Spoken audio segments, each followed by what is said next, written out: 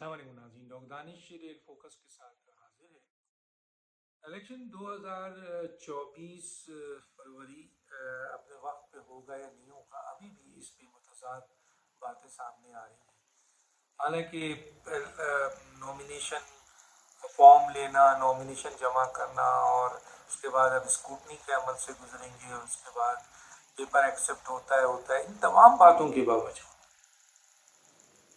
یہ ابھی بھی بہت اہم ترین مقام پر یہ گفتگو ہو رہی ہے کہ الیکشن شاید 8 فروری کے بجائے آگے بڑھ جائے، 10 دن، 15 دن، 20 دن، ہو سکتا ہے 28 فروری ہو جائے، اور لیکن سینٹ کے الیکشن سے پہلے ہوگا۔ آرمی چیف نے بھی جو باہر گئے تھے وہاں انہوں نے یقین دلایا تھا لوگوں کو کہ الیکشن سینٹ کے سے پہلے ضرور ہو جائے گا۔ ہو سکتا ہے کہ لاجسٹک یا دوسری چیزوں کی وجہ سے 8 کے بجائے آگے چلا جائے۔ تو اب سوال یہ پیدا ہوتا ہے کہ یہ تو ان کا اپنا ایک اسٹیٹمنٹ ہے۔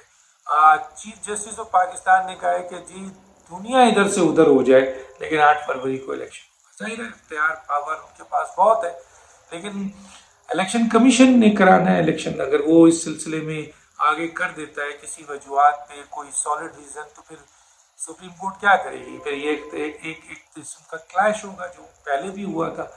بہرحال جو الیکشن ہو رہا ہے وہ الیکشن اتنا متنازع ہو چکا ہے کہ اب اس الیکشنز کو لوگ بدنام زمانہ 1977 کے الیکشن سے ملا رہے ہیں جو اس زمانے میں ہوا۔ کچھ لوگوں کا یہ کہنا ہے کہ یہ اس جگہ پہ جا چکا ہے، بلکہ اس سے بھی آگے جا چکا ہے۔ جب الیکشن کمیشن پہ وکلا کی آئینی باڈی، یعنی جو قانونی باڈی ہے ان کی، Pakistan bar council, supreme court bar ایسوسی ایشن، مختلف بار کونسل، سیاستدان، مختلف تجزیہ نگار یہ الزام لگائیں کہ الیکشن کمیشن جو ہے وہ جانبدار ہے، اور ان نظر بھی آ رہا ہو، اور پھر نگراں حکومت اور انتظامیہ جس طریقے سے عمل کر رہی ہے اس میں جانبداری کوٹ کوٹ کے بھری ہوئی ہے۔ تو چنانچہ ایسے الیکشنز کو کون فیئر اور فری الیکشنز کہے گا، جو کہ تقریباً ابھی سے یہ ثابت کر رہا ہے کہ یہ الیکشن پاکستان کی تاریخ کا سب سے متنازع الیکشن ہو جائے گا۔ الیکشن کے بعد اس کو ایکسیپٹ کیا جاتا ہے یا نہیں کیا جاتا ہے وہ ایک الگ بات ہے، لیکن بظاہر جو اس وقت الیکشن ہے اس کی یہ کنڈیشنز ہیں۔ اب اس سلسلے میں 3 بہت اہم کینڈیڈیٹ ہیں جنہوں نے نومینیشن فارم بھی لیا ہے اور جمع بھی کرا دیا ہے۔ ایک عمران خان، ایک میاں نواز شریف اور ایک آپ کے جہانگیر ترین۔ اور اس سلسلے میں میاں نواز شریف پہ تاحیات نااہلی کی تلوار لٹک رہی ہے، اس کا کیا فیصلہ ہوتا ہے وہ سپریم کورٹ کرے گا۔ عمران خان کے اوپر جو ہے وہ تاحیات، وہ 5 سال کی نااہلی لٹک رہی ہے اور اس کا فیصلہ عدلیہ کرے گی، اور اسی طریقے سے جہانگیر ترین کی بھی تاحیات نااہلی، جس کا فیصلہ سپریم کورٹ نے کرنا ہے۔ اگر وہ فیصلہ ان کے حق میں آتا ہے تو الیکشن لڑ سکتے ہیں، اور اگر نہیں حق میں آتا ہے تو پھر بلاول بھٹو کا یہ جملہ بڑا بہت زیادہ معنی خیز ہے کہ کل میاں نواز شریف صاحب یہ کہہ رہے ہوں گے، کیونکہ ان سے ایک بات منسوب تھی اور انہوں نے بہت زیادہ اس کو اسٹرائک بیک کیا تھا۔ جب ان کی حکومت 2017 میں گئی تھی تو انہوں نے کہا تھا مجھے کیوں نکالا، کیوں نکالا مجھے، میں نے ایسا کیا قصور کیا تھا کہ مجھے اس وقت کی عدلیہ نے بہت بڑا ایک گیم کھیلا، اور اس کے ساتھ اسٹیبلشمنٹ کے بھی کچھ لوگ تھے جنہوں نے ان کی حکومت کا خاتمہ کیا۔ حالانکہ صرف 1 سال کی حکومت رہ گئی تھی لیکن ان کو فارغ کیا گیا۔ اب سوال یہ پیدا ہوتا ہے کہ اس پر انہوں نے ایک کلیم کیا تھا اور نعرہ لگایا تھا کہ مجھے کیوں نکالا۔ اب بلاول بھٹو یہ کہہ رہے ہیں کہ جب اب یہ تو نہیں کہا انہوں نے کہ تاحیات نااہلی ان کی ریجیکٹ ہو جائے گی، وہ یہ کہہ رہے ہیں کہ میاں نواز شریف صاحب بہت جلد یہ اسٹیٹمنٹ دینے والے ہیں کہ مجھے کیوں بلایا، کیونکہ یہ تاثر تو ڈیولپ ہو چکا ہے کہ میاں نواز شریف صاحب یہاں آئے ہیں اور ان کے تمام کیسز ختم ہو رہے ہیں، اور وہ الیکشن لڑیں گے اور 4تھی دفعہ پی ایم ایل این کے وزیر اعظم کے امیدوار ہوں گے۔ یہ تو بالکل کلیئر نظر آ رہا ہے۔ وہ الگ بات ہے کہ پی ایم ایل این میں بھی بہت بڑی تعداد، یعنی بڑی تعداد تو میں نہیں کہہ سکتا، لیکن ایک تعداد ایسی ہے جو یہ کہتی ہے کہ میاں نواز شریف صاحب آپ الیکشن نہ لڑیں، آپ شہباز شریف کو وزیر اعظم بنا دیں، ورنہ آپ نے ہمیشہ اسٹیبلشمنٹ سے لڑائی لڑی اور ابھی بھی آپ کی باتوں سے لگ رہا ہے کہ آپ نے آگے جا کے لڑنا ہے جب آپ حکومت میں آ جائیں گے، اور اس کے بعد ہماری حکومت پھر گرے گی اور ہم جیلوں میں جائیں گے، اور اب ہماری عمر ایسی نہیں ہے کہ ہم جیلوں کو فیس کریں۔ یہ ایک تعداد ہے پی ایم ایل این کی، اور ایک تعداد ایسی ہے کہ نہیں جی ہر صورت میں میاں نواز شریف صاحب آئیں گے۔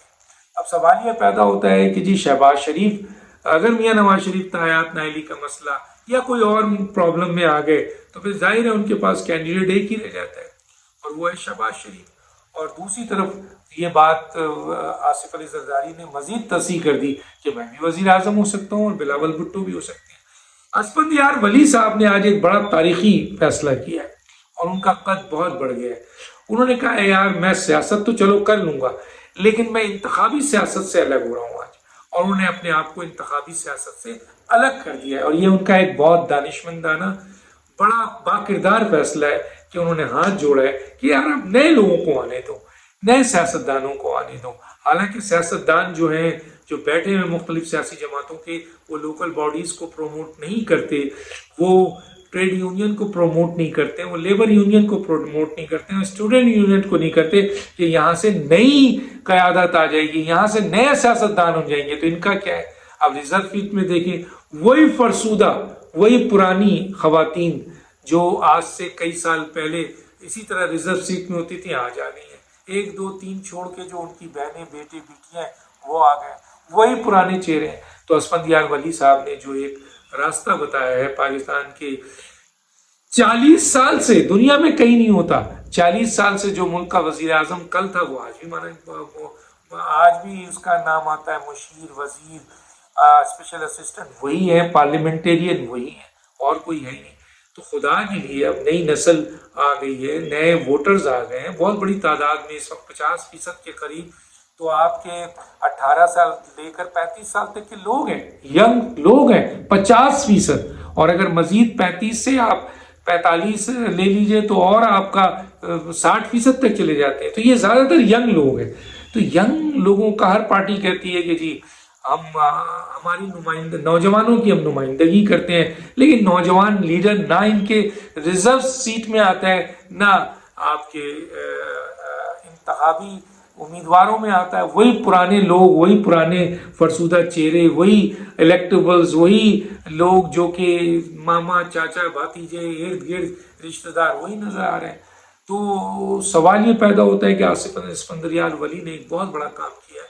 کاش پاکستان کے تقریباً 1000 سیاستدان یہ فیصلہ کر لیں کہ آج کے بعد ہم سیاست تو کریں گے لیکن انتخابی سیاست کا حصہ نہیں لیں گے، بلکہ اس میں انرجیٹک نئے نوجوان بڑے ابھرتے ہوئے اچھے سیاستدانوں کو موقع دیا جائے تاکہ وہ پاکستان کو آگے لے جائے، کیونکہ ہم نے پاکستان کو اس پورے خطے میں اس مقام پہ لا کے کھڑا کر دیا ہے جو اس خطے کا سب سے نچلا درجہ ہے۔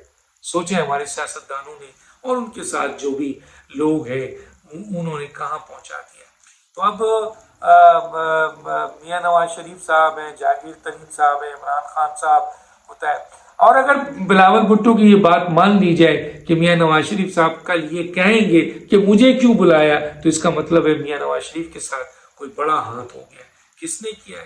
ان کے اپنی پارٹی کے لوگوں نے کیا ہے، ان کے اپنے ساتھیوں نے کیا ہے، یا ان کو جن لوگوں نے آسرا دیا تھا۔ اور یہ ہو ہی نہیں سکتا کہ باہر کے آسرے پہ میاں نواز شریف صاحب آئیں، بلکہ وہ ان کو پارٹی کے اہم ترین لوگوں نے آسرا دیا ہوگا تبھی وہ آئے ہیں۔ اور اگر وہ اس کا حصہ نہیں بن سکے تو بلاول بھٹو کی یہ بات اگر سچ ہو گئی تو پھر یہی الفاظ نکلے گا کہ مجھے کیوں بلایا۔